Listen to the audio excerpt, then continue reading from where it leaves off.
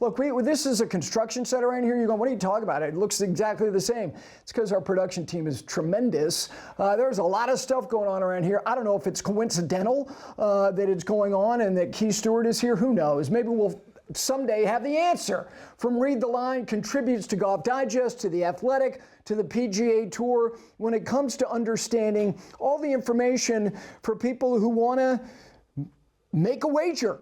And the fact is that when you look at all the depth on the PGA Tour, and you were in here last week, and the fact is, I know you like Maverick McNealy. You were set up for that. I know you have more than just picking a winner, but we have an opportunity here with Pebble Beach, and that's the one thing I want people to understand. This is not about, hey, this guy's gonna. This is about information that's interesting in terms of course setup, turf conditions, not to mention trendy players, guys who may or may not have a record here. That's why it's always useful for me to spend time with you, and I think the listeners and viewers are going to feel the same way the more and more that they hear of you here. So, Pebble Beach, it's a wonderful place.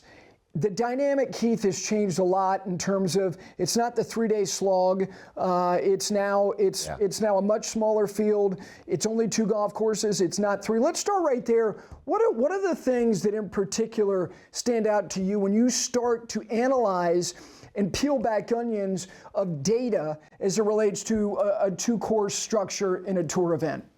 Well, this is our last multi-course for a little while. We've done 3 and 4 weeks. Yes. We probably won't do it. Well, we won't do it again till the fall. But you know what, though, Gary? I really enjoy being here with you. But there's something that really resonates with me that you said to me a while ago. Is that you gave me a huge compliment, and I don't know if you knew that at the time, but you said, Keith, you changed the way that I watch the game now. Since I've gotten to know you in the last year or so, you changed the way that I watch. And that doesn't have anything to do with odds or anything else. It's just the things that you're looking for, and that's exactly what you're asking about right now, is that, we have 2 golf courses. What does it take to contend this week? Because everyone's involved in pools and fantasy and wagers, whatever they want to do. There's all sorts of friendly ways to do it, and there's all sorts of financial ways to do it. But what it comes down to is that people need information, and this stuff is all over the internet. And what we love to do is I love to put it all in one place. So if I give you 3 keys, let's call them Keith's keys, because I love to write and I love alliteration. But for this week in particular, they're going to be different than they were last week at TPC Scottsdale that we spoke about. This week, I need a wedge wizard. 45% of the approaches that these guys are going to hit over the course of both venues are going to be inside 150 yards. That's short by PGA Tour standards. Yeah, right? And the total yardage of the golf course is similarly. Yeah. Which is evidence, which amplifies your point about how many short clubs are going to be hitting. 14 of the 20 par 4s are under 430. That's short for these guys. Old school PGA Tour stuff. Absolutely. And, the views and everything are great, but, it's the greens that really kind of dictate when you play 3 rounds over at Pebble Beach. Yes, you're going to get 1 round over at Spyglass Hill, but you get 3 rounds at Pebble Beach. The greens are really a big deal. And since we went to signature status, the guys that are winning here, Wyndham Clark put on a putting display. He gained like 7 strokes on the field in 3 rounds, Gary. Yep. 3 rounds, right? Rory did the same thing last year. We need good Pacific POA putters. I know we talked a little bit about POA last week. That was POA Trivialis. This is a different form of POA. It gets very bumpy right there along the coastline. We need guys that can putt on POA. And the last thing is that you need a little short game around this place. Pebble Beach has the smallest greens on average on the PGA Tour. Yep. And it has 116 bunkers. These guys are going to face 178 across the 2 courses.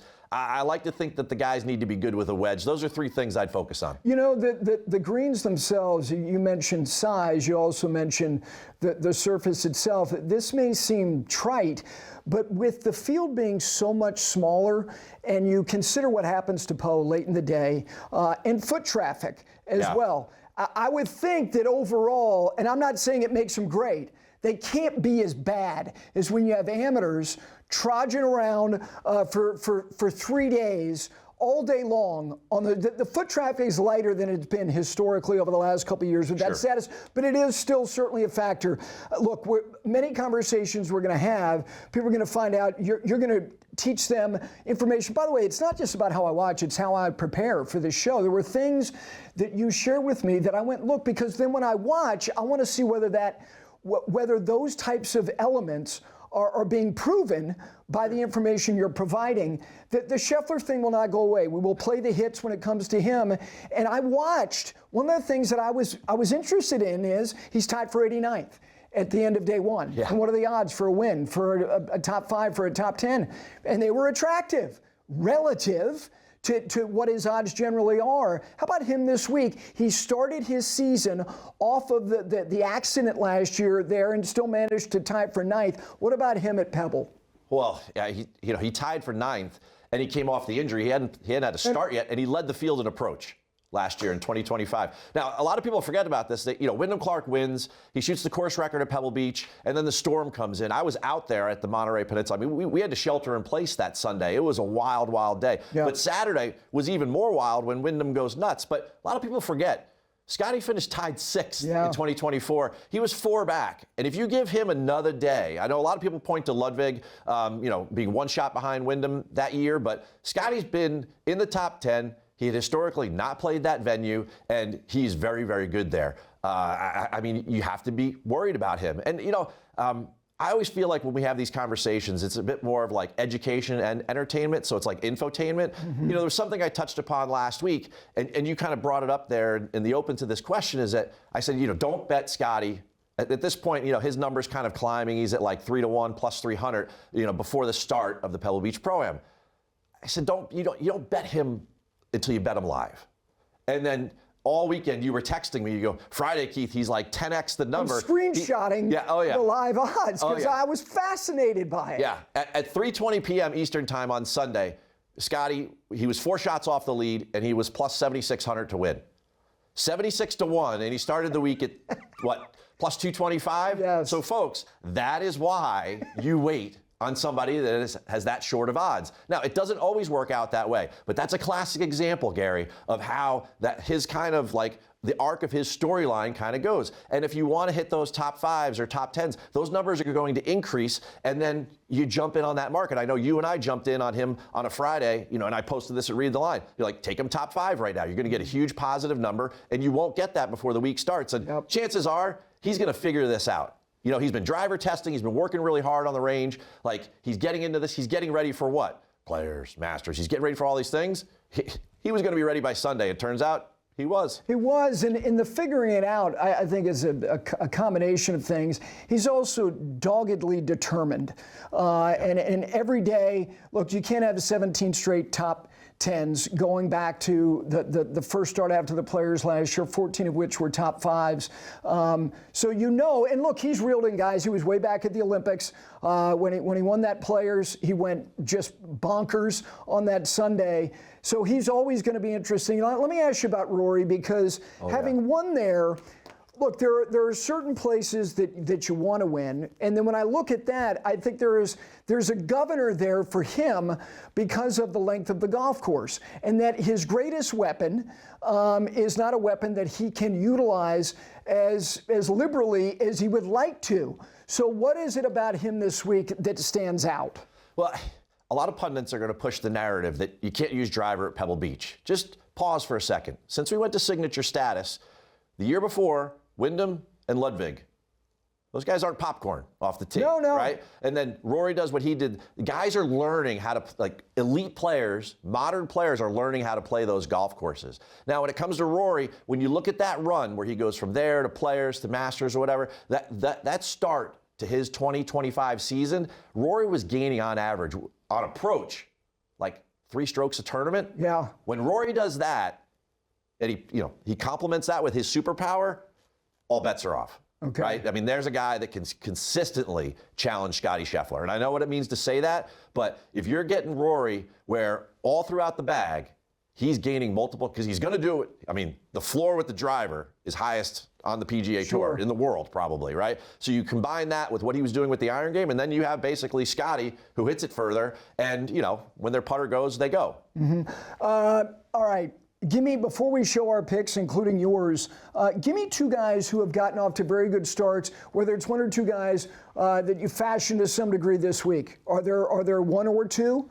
Well, I have 2 big question marks, and I'm not sure if this will 100% answer your question, but Siwoo Kim is hitting the ball better than anybody, and he loves to play golf. So he's played all 4 starts, and tee to green, he's been absolutely fantastic. Yes. And I don't know if he'll come up on the picks board or whatever, but there's one specific question I have for him, because he's another favorite on the odds board this week, right? Yep. Sundays, he's losing on average like 1.6 strokes to the field with the flat stick. So 131st this season, strokes gained putting. Siwoo's proven that he could be a signature winner. He has a players on his resume. That would be one guy I'm very interested in this week. And then Maverick McNealy's the other one. Yeah. Maverick McNealy has played really, really solid golf. He seems like he's one of those guys, but we used to always say when guys get like near their 30s, they start to hit their stride on the PGA Tour. And then we had that whole youth movement with Jordan and JT and everything. Sure. But like Maverick, I think, is hitting that stride. I think that's And now he's coming home. He's got a couple top 5s at this venue. He's got a runner-up. First time he really contended was there. Yes, for sure. And both those guys have been near the sun the last couple of weeks. Yep. You know what I mean? And they didn't put enough sunblock on. So I'm interested to see. There's not going to be any sun at Pebble Beach this week. We know that. The weather doesn't look good. Yeah. So especially on Sunday, a guy with a home course advantage, a guy that has continually put himself in position to win, Siwoo, Mav, pretty good. If you're asking me for who the archetype player is for this place, then you should probably show the picks. Okay, we will do that. First, let's show the standings, because serious movement last week by Taylor, by Jay, by Emma. Matsuyama, I know that they wanted the win, but second, those guys make a big jump. And if you look for the balance of the board, you had Maverick McNealy, and he was, I thought through 3 rounds, he had as good a chance as anybody.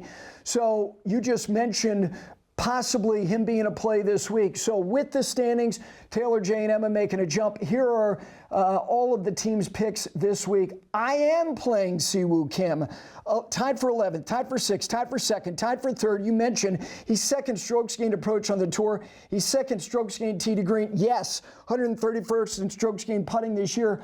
However, he's got a 12th and a 14th at Pebble the last 2 years. He's played well there. Gilwith Hovland, as is Taylor Zarzer. Maverick McNealy for Emma. Brendan goes McIntyre. Cam Young for Jay. Henley, give me a little thought on Henley being your play. Russell Henley, similar to what I just said about Maverick McNealy, he's got 10 straight top 20s since Memorial last year. I mean, he just continues to play consistent golf. And when you talk about wedge wizards, he's ranked 3rd in the field from 100 to 125 yards on approach. He's ranked 1st in the field from 125 to 150 yards. That's why I said he's the archetype player here. Yeah. He's an accuracy maven, right? Like, he is going to put the ball in play, and when things get a little wild, he can control trajectory, he can control spin. It's going to get wild there on Sunday. Yes. Spin soft, right? It rained yesterday. It's raining there today. It's going to be soft. It's going to be bumpy. It's going to be POA. He was 5th there last year. I feel good that when I make these picks, right? Because this isn't a complete card at Read the Line, right? Sure. This is almost kind of like a one and done. For all your venture, stuff, you got to go to Read the Line. This is a one and done venture. It's a snapshot. I feel very, very confident that Russell will be around on Sunday afternoon. Can he take down Scottie? Well, geez, if he's doing what Russell does, then he has a chance. Yeah, he's also, I fashion him as kind of a mutter. I think he's got the right mind. Yeah, he's good in a rain suit, for sure. To dig in. Always great having you here. You're hanging around here a lot. Maybe there's an answer to all this. I mean, I guess that's where the shack comes from. It's a very nice quilted piece right there. Good to have Keith Stewart from Read the Line, contributor also to the Athletic Golf Digest and the PGA Tour.